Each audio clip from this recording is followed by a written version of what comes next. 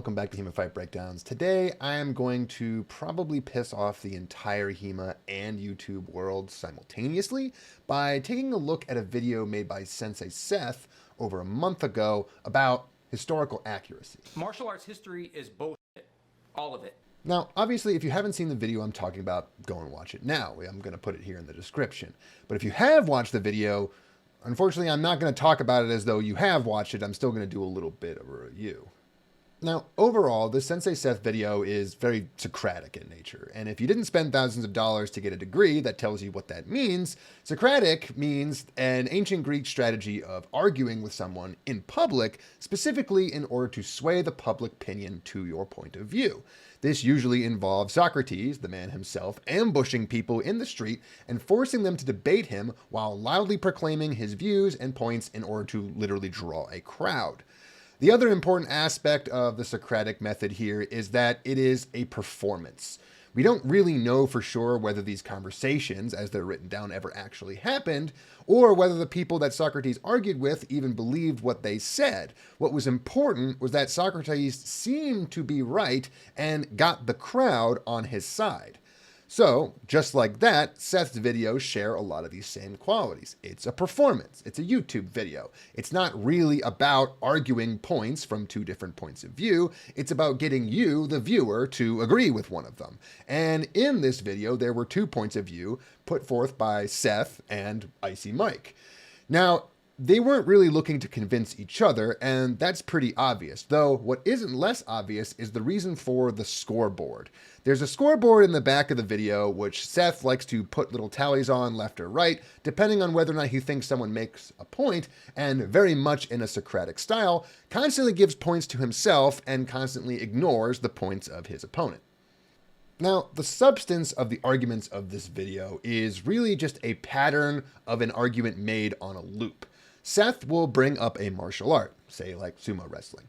Mike will then say that it's bullshit.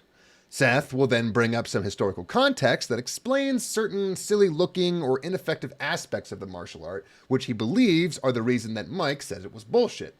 Mike will then respond to this point by saying historical context doesn't matter. Mike will then proceed to go off on a rant about liars and fake fighters and various things, while Seth either mutes his audio or flat out ignores him. Seth will then finish off the loop of the argument by then putting a tally in his column on the scoreboard, confidently declaring himself the winner, while Mike, usually still muted, just gets progressively more mad. This repeats a handful of times until the video just kind of ends. There's no conclusion that the video draws. It doesn't really tell you what the point of it was or which side of the argument you were supposed to believe was correct. But despite the jokes on the scoreboard and the clear abuse of editorial control on the side of Seth, I actually agree with Mike. And this is the thing that's going to piss off a lot of people in my comments.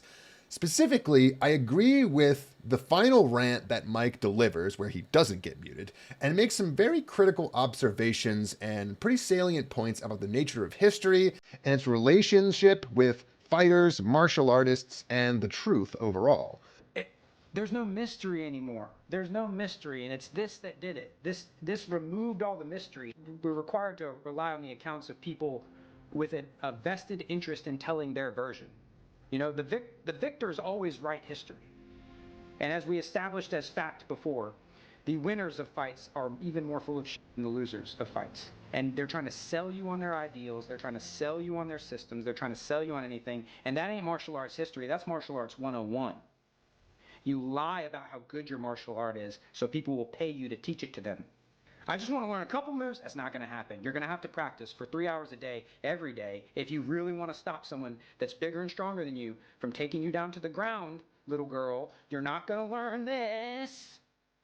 You're going to have to sprawl. He's going to take you down anyway. You're going to have to establish guard, and he's going to pass it anyway. And you're going to have to be strong enough, fast enough, mean enough, and practice enough to get to a gun in your waistband while you're wrestling with somebody. They might have worked out some of it, but how it got good and effective and meaningful was by workshopping in modern times with data and lots of people working on it.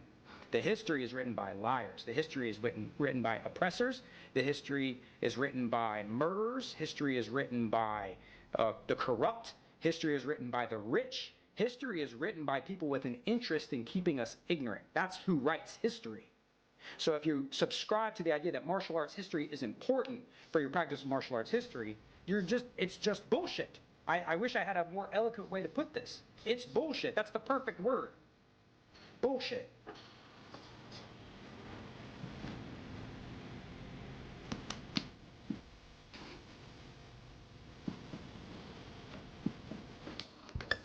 Now, there's a version of this video where I just add HEMA to the pile of ideas and topics that were discussed and go over whether or not the historical context matters. But hopefully it's obvious by now that I do genuinely believe that the historical context of HEMA does matter.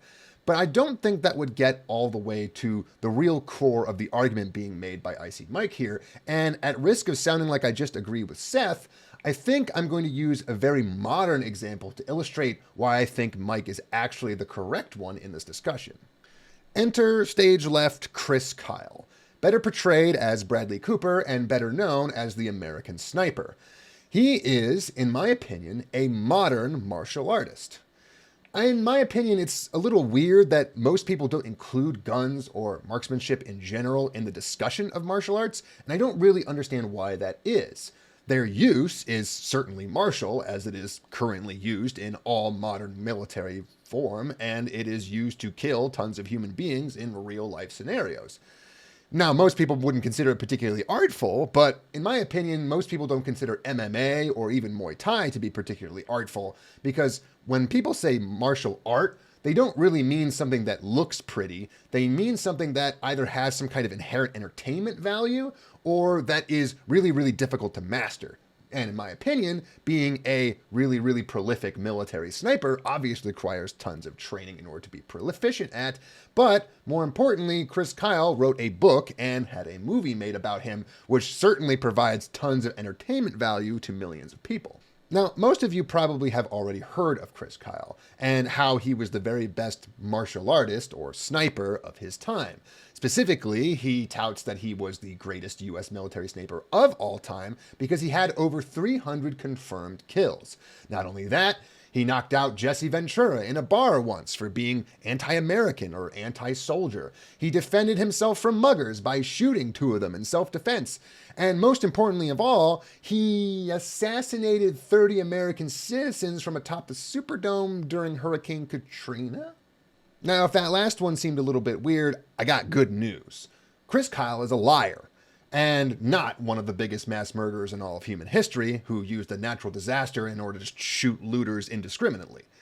But the bad news is that Chris Kyle is a liar, and he did not actually kill over 300 people. He never hit Jesse Ventura in a bar. He probably never even met Jesse Ventura. He never shot 2 muggers in self-defense because there's no record of 2 people dying in the place where he was in like 2009. And he probably embellished or outright lied about many of his supposed accomplishments during these battles in the war in Iraq. Some of these accomplishments the US military cannot verify because they're just not something that can ever be proven, and others have been verified as completely untrue. But one of the really key aspects here is the relationship between Chris Kyle the liar, Chris Kyle the character, and Chris Kyle the soldier. Now, despite calling him Chris Kyle the liar, there was actually a pretty long amount of time where everybody just believed everything that Chris Kyle said because he hadn't been disproven yet. And people believed him and loved him so much that other people, like Clint Eastwood, produced the Hollywood movie adaptation of his book, which he published in some cases just because it was really popular at the time for Navy SEALs and other really high-profile soldiers to just make books and make a little bit of extra money. Now, the whole time, from the book's publishing in 2012 to the movie's release 2 years later, the military had the ability and the knowledge to stop or contradict this information publicly, but they chose not to. They just let it slide. And the reason is actually pretty obvious. American Sniper, both the book and the movie, were great pieces of propaganda. In 2012, the military was seeing some serious pushback for their actions in the war in Iraq, and they really needed a good old-fashioned war hero to turn that public opinion around. They had every reason to allow those lies to propagate because they benefited immensely, not just monetarily, but in the form of volunteers from every single person who believed what Chris Kyle had to say. Now, this creates a pretty nice segue back to Mike's original point. Much of history, and HEMA history particularly, are first-hand accounts written by soldiers, just like Kyle. Soldiers who really did fight and risk their life, and sometimes died in wars and battles where their skills and martial arts training was the difference between life and death. But these people, as much as they had very real experiences and very truly fought in wars, also had a very, very good reason to lie. Making people believe that you are the best soldier in your time and day is, of course, a very lucrative affair. But even if you don't want to pretend to be the best, you'd still have a pretty good reason to lie about not being the worst. You would certainly want to lie about any crimes you may or may not have committed during your time at war, if only to avoid their consequences. Your superiors in the military also have plenty of reasons to lie. They might lie to protect their image as just and moral soldiers fighting a legal or righteous war. They might lie to protect themselves from blunders or bad decisions that cost soldiers' lives or cost resources. They might lie to protect their ill-gotten loot, and that's going to be a really big one, because personal profit from war is a thing that isn't really frowned upon so much in the medieval era as it is today. Loot was something that you were almost expected to get back in the day, but nowadays it's considered a crime.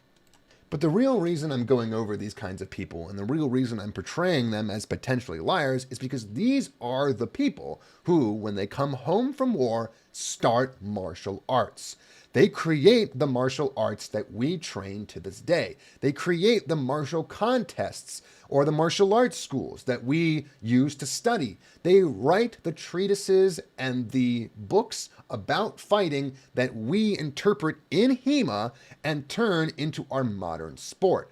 So understanding how these people may or may not be liars cuts to the very heart of all of it. It is the standard pillar that we build up our entire infrastructure around. And if it turns out to be made out of sand, that's a pretty big deal. So by this point, if you haven't turned off the video, congratulations. Your reward is that now we actually get to talk about HEMA. Specifically, we get to piss off the rest of the people who maybe are still watching by now, because we're going to talk about a very specific and very prolific HEMA figure, William Marshall. Now, William Marshall, in somewhat my opinion, but very much the opinion of Icy Mike here, would be the Chris Kyle of the Middle Ages. In his ghost-written memoirs, you will learn with no uncertainty how William Marshall was the single greatest, most noble, most accomplished, most badass knight who ever lived, ever. But with that comes a warning. If you say even a single bad thing about William Marshall, you risk going to jail. Because not only is this information verified true by the Archbishop of Canterbury, it comes with the full-throated support of not one, but 5 English kings, including Henry, Richard the Lionheart, and another Henry. Now, the story of William Marshall is of special significance to the world of HEMA because William Marshall wasn't just an accomplished knight and badass, but an even more accomplished tournament fighter. Now, tournaments during the 12th century, in which William Marshall lived, were very different from the kind of joust-centered tournaments that I think most people are much more familiar with thanks to movies and TV. These tournaments would come much later, in the 1500s, 1600s. But down here, in the 1100s, the tournaments were really more like melees. Now, melees, in these times, were really just staged battles. Teams of knights, sometimes numbering into the hundreds or even thousands, would clash together over a patch of ground and basically just fight for honor and glory and not for any particular war. These tournaments were extremely dangerous, almost always resulting in multiple deaths or maimings in some of its participants. But it was in these tournaments that a knight who maybe didn't have a lot to do or didn't have a lot of land could make a shitload of money by capturing and ransoming other knights. Now, it's not completely clear what constituted a capture in these tournaments, but it's pretty safe to assume that it involved getting into an altercation with another knight on this little mock battlefield, overpowering them, subduing them, and transporting them somehow back to your own side of the battle. From there, the knight would be considered captured, and you would have to pay their captor ransom money in order to be let go. So, just to be clear, again, these are fake battles, but fake battles in which people are fighting, dying, getting captured, and apparently being made prisoner to such an extent as they have to literally pay bail to get out. Now, it's in this environment that old Bill really thrived. He was so good at capturing enemy knights and selling them. So good, in fact, that he once boasted that he had captured over 500 knights in his tournament career. And assuming that every single one of them had to pay something in order to get released, 500 times whatever is going to be a lot of money. But these weren't the only notable accomplishments that William Marshall had. He also supposedly unhorsed Richard the Lionheart, remember him from earlier, in a battle in which they ended up on opposite sides somehow. He fucked King Henry's wife, allegedly, though for some reason he didn't receive any real punishment for this, and people still consider this a bit of a win.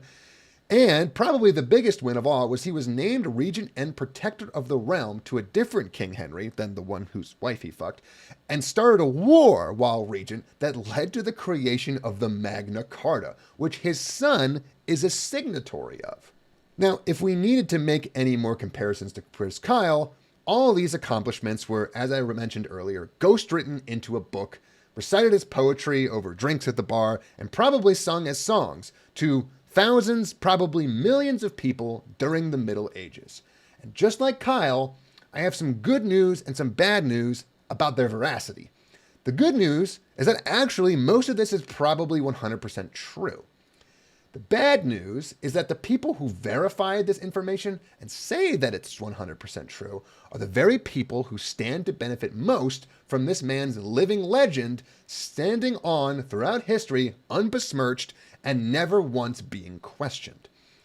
There exists no real evidence that William Marshall was a fraud, and there likely never will be. But what if William Marshall is just another Chris Kyle? Then it's possible that the very real person was also a liar and a braggart whose story was picked up by the nobility who were in charge of him and spread far and wide as an example not only of how powerful and noble he was, but how powerful and noble knights were in their service of that same nobility. The nobles would, of course, have every reason to lie, to cover for the lies of William Marshall, not just so that they look good in comparison, but so that every other knight looks good and has something to work towards. You go in for your yearly review with your local duke, and he says, well, you did pretty good, you met expectations, but you're no William Marshall. And as a result, we're withholding your 3% raise.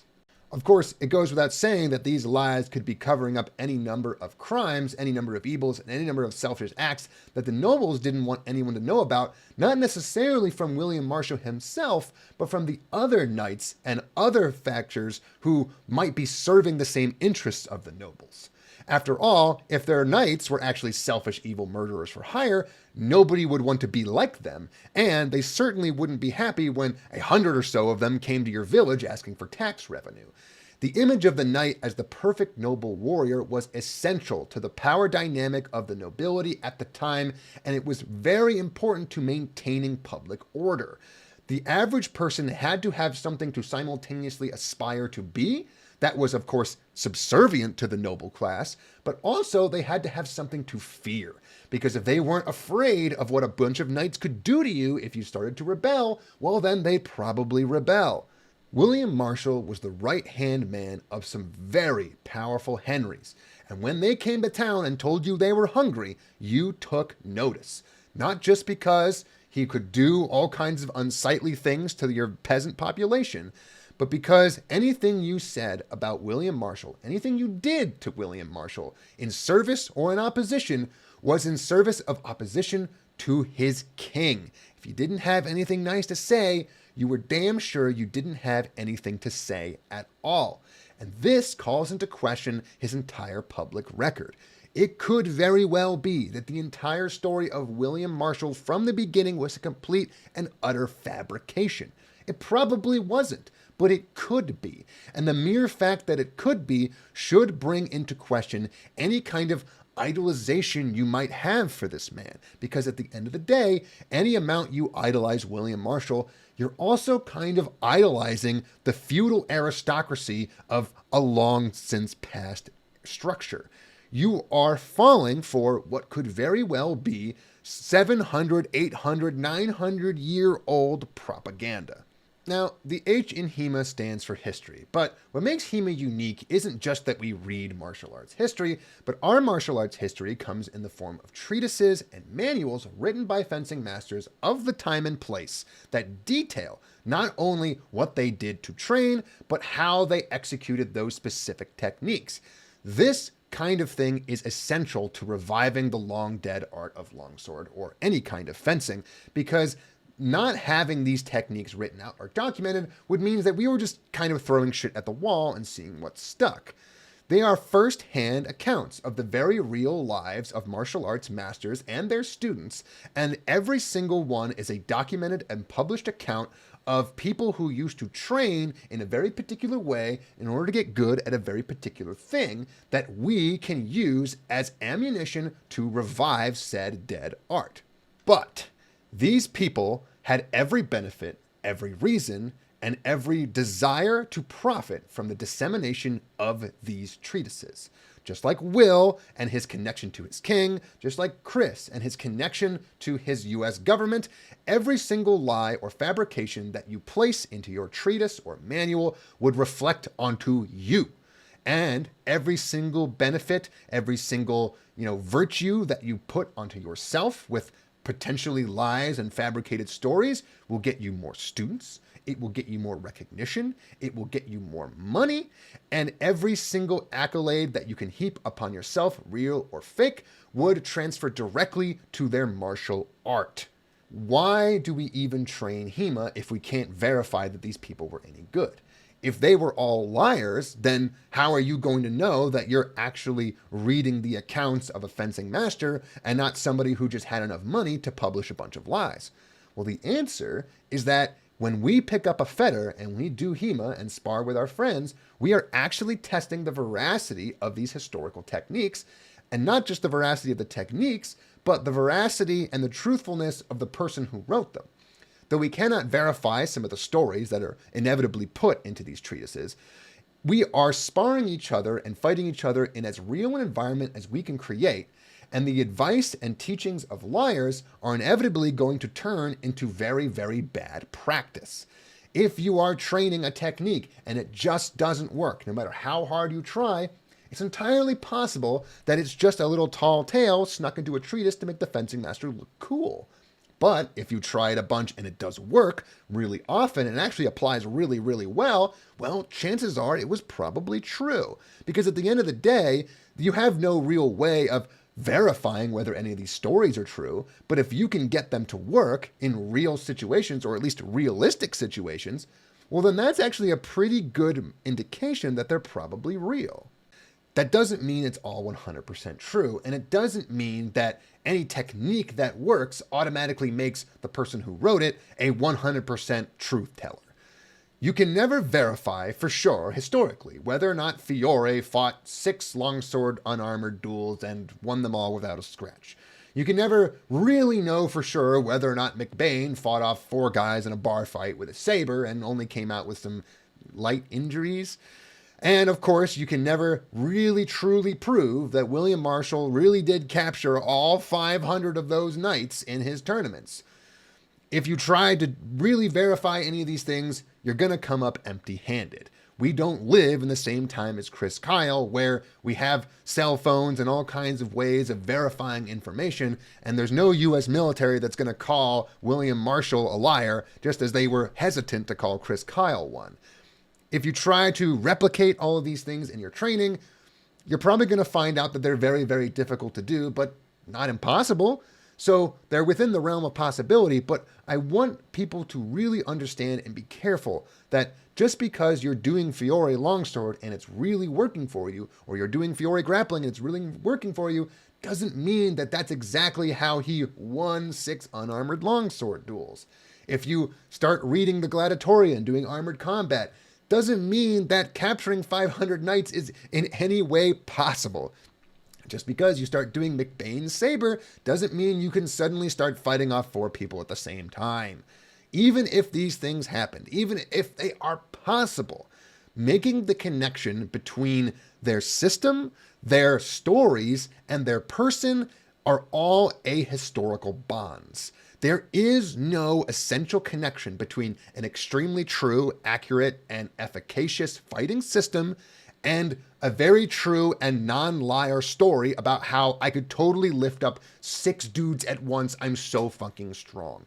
I can lie about one of these things just to boost the veracity of the first thing, because lying about one of them makes more people likely to come and learn the very real techniques that I have to teach. What do you actually do with this information?